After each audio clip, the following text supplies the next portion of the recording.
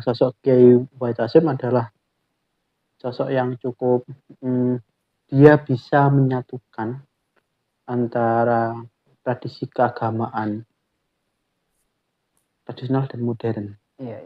Dia kan putra dari Kiai Hasyim Asy'ari ya, seorang pelopor Islam ya, gerakan Islam dan pendiri Tebu Ireng.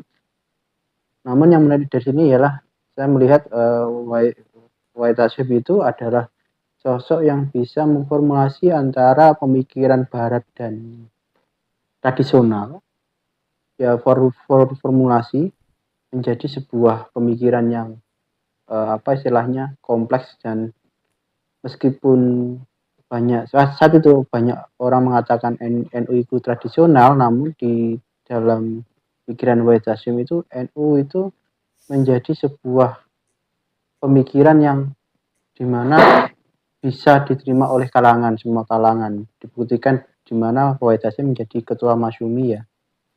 Ya di awal 45 itu. Dan dari itu juga Tebu Ireng. Oke, Wahid Hasyim itu ketika setelah dia di pondok Tebu Ireng, dia sekolah di sekolah barat di Surabaya sana. Bercorak barat ya. Mulo itu di HIS kalau nggak salah di Surabaya sana. Ya, ini saya bisa mengatakan bahwa tidak semua kiai saat itu, putra-putri kiai itu yang sekolah di berpendidikan barat.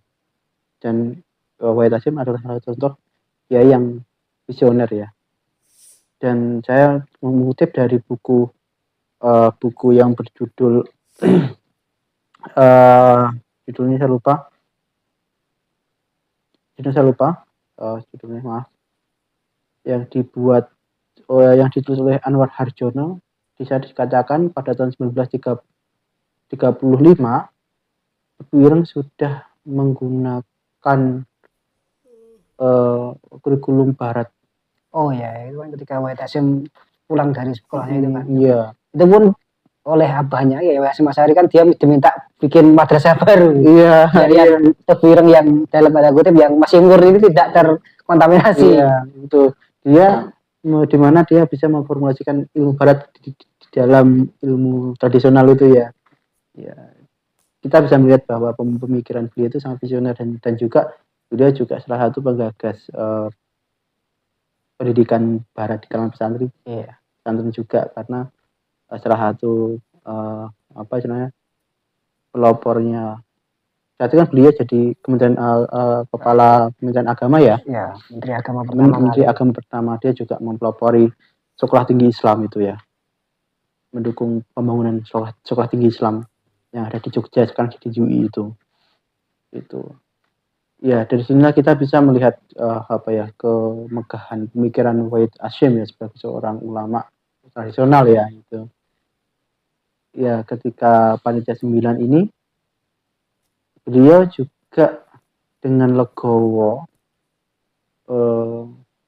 istilah syariat Islam bagi para pemulanya dihapus, dan juga legowo juga bagi Indonesia adalah negara berasal Islam juga dihapus gitu. Karena ada wacana untuk itu menaruh Islam di dalam ruang lingkup konstitusi kita itu saat itu ya. Dan ini adalah sebuah pembelajaran bagi kita ya, bagi generasi muda, lebih terbuka lagi. Ya, fleksibel. Jadi tidak melulu, kalau bahasanya Islam itu tidak melulu ke Arab-Araban gitu. Iya, Arab ya tiga Arab, Jawa itu tetap di Gowo gitu ya. Meskipun kita tradisional, kita harus bisa mengikuti perkembangan zaman ya. Iya. Itu yang saya petik dari Wahid Hasyim. Jujur saya, meski saya bukan orang NU, saya kagum dengan Wahid Hasyim. Oke. Kalau selanjutnya ini mau kita bahas bedah lagi secara lebih mendetail lah, kita lanjut tokoh yang kedua. Iya, satu lagi, bagaimana Wahid Hasyim ini sebagai seorang tokoh yang tokoh ulama maupun dia politisi itu, dia meskipun dia di kalangan tradisional, dia bisa merangkul kalangan modern ketika dia menjadi ketua Masyumi ya. Muhammadiyah dia bisa rangkul, dan orang Muhammadiyah, Persis dan sebagainya menerima dia sebagai sosok yang bisa memimpin partai yang menjadi wadah umat Islam saat itu ya. Itu menarik ya. Itu ketika Wahid Hasyim meninggal 1953, akhirnya Masyumi goyah itu. Cepat meninggal. Wahid Hasyim itu. Itu artinya di sini saya bisa melihat Wahid Hasyim itu adalah sosok yang ideal, ulama yang ideal.